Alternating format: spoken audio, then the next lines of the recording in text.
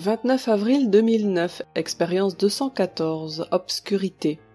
En ce moment, je travaille sur mon côté obscur. Il s'agit de m'en débarrasser parce qu'il bloque l'accès au cœur, cône du dos de Traviole, donc amour de soi-même. À cause de lui, je ne peux pas l'ouvrir complètement, je n'obtiens au mieux qu'une ouverture partielle et temporaire, et puis ça se referme au bout de quelques heures. Or là, il s'agit d'allumer définitivement l'esprit divin en son centre.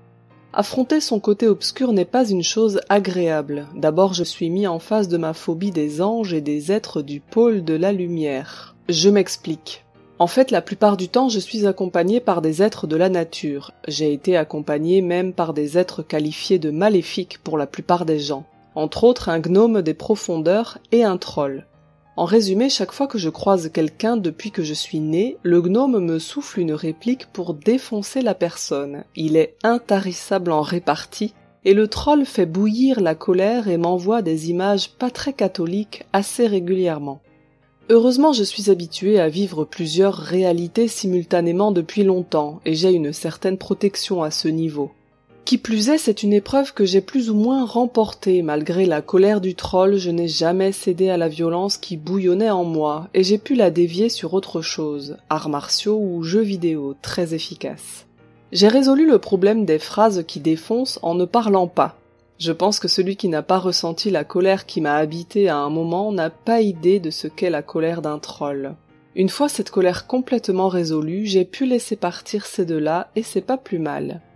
Mais mon côté obscur va plus loin que ça, outre la vie de sorcier qui a été longue à résoudre. Entre autres, il y a une profonde culpabilité qui est enfermée en moi d'avoir servi le pôle de l'obscurité. J'en ai sorti une certaine phobie du pôle lumineux qui ne m'a jamais quitté. C'est pour ça qu'à part les esprits de la nature qui sont plutôt neutres et avec qui j'ai beaucoup d'affinités, je n'ai jamais fréquenté d'esprits supérieurs avant de pouvoir me connecter au-delà de la dualité. D'où le fait que je travaille avec des archanges, et encore certains uniquement, et des saints d'un certain niveau, et surtout l'esprit divin. Parce qu'il faut comprendre que tous n'ont pas dépassé la dualité, et certains sont du pôle de la lumière. Cela je les évite généralement. Pas que j'ai quelque chose à en craindre, c'est simplement une phobie d'une part de moi. Bon, du coup, comme forcément je bosse à virer tout ça, et que comme j'expliquais déjà, j'attire mes peurs à moi, ils m'ont foutu un ange dans le dos. Généralement, je surnomme les anges les emplumés, c'est plutôt affectueux comme surnom pour moi, parce que je les aime bien quand même. Et puis il faut bien comprendre qu'un ange qui a les couilles à l'envers, ou plutôt les plumes à l'envers pour un ange, ça fait un démon. Bon, laissons tomber, n'enlevons pas certaines illusions, c'est assez rare qu'ils se laissent aller, et quand c'est le cas, c'est pour nous faire évoluer également. Après tous les coups de pied au cul, ça fait évoluer, et un ange les donne avec compassion et application. Notre structure mentale modélise leurs énergies de la manière qu'elle veut. C'est rare qu'on les voit tout jolis et duveteux pendant qu'ils nous bottent les fesses. 99% des démons restent nos créations à partir de nous-mêmes, et pas des anges qui ont décidé de nous botter les fesses. Un type d'ange que je supporte très mal, mais bon, il n'est pas méchant et il m'aide, il me vide mon côté obscur non digéré. Celui qui n'a jamais porté sur son dos une créature dont il a peur tout un après-midi peut avoir difficilement une idée de ce que je veux dire quand je dis que j'attire les choses dont j'ai peur à moi et que c'est super lourd. Une fois, ils m'ont collé un ange dans les reins quand j'avais mal, mais il était plutôt sympa et celui-là ne m'a pas dérangé, ça devait pas être le même type. En plus, j'ai été remis en moins d'1 heure. Maintenant que j'y pense, j'en ai croisé quelques autres, mais rarement qui se collent à moi et cela ne me gênait pas. À un moment, j'aimais bien les appeler pour renvoyer des entités. Va savoir. Cette phobie des anges et de la lumière est remontée en force, en tout cas. Donc, j'ai eu plusieurs débats politiquement incorrects avec un archange, qui n'ont pas besoin d'être approfondis ici, puisque chacun devra affronter cet aspect de lui s'il veut accéder à la 5D, et les autres, eh bien, c'est pas important. J'aime bien l'esprit divin ou les archanges et les bouddhas, parce que quand tu t'énerves sur eux, ils te renvoient de la compassion. Et c'est sympa des fois de se défouler. Par moments, il n'y a pas le choix, ça doit sortir. Les fées se vexent et s'en vont, mais les miennes sont vraiment gentilles. Des moins gentilles, ça pourrait se passer plus mal. Et les trolls, mieux vaut s'abstenir. Ou alors, faut prévoir les rustines pour le corps éthérique. Il y en a certains qu'il vaut mieux ne pas provoquer du tout. Comprenez que nous alternons les vies dans un pôle et l'autre dans la dualité, il n'y a aucune exception. Certains vivent bien leur côté obscur, apprennent les leçons et les laissent partir, d'autres n'arrivent pas à lâcher cet aspect et en ramènent un certain dégoût d'eux-mêmes. C'est mon cas. Il m'a fallu 12 vies de victime pour comprendre ma vie de sorcier. Il faut comprendre que ce n'est pas une punition, c'est juste moi qui comprenais absolument pas ce que c'était d'être victime et pourquoi on pouvait le devenir.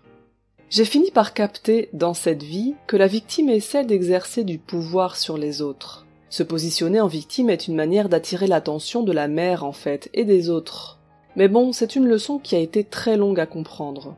L'assassin, au final, ne fait qu'être mis en relation avec des victimes. En résumé, au niveau de l'âme, il rend service pour vivre l'expérience. Et lui-même exprime sa peur et sa colère contre lui-même dans la violence sur les autres.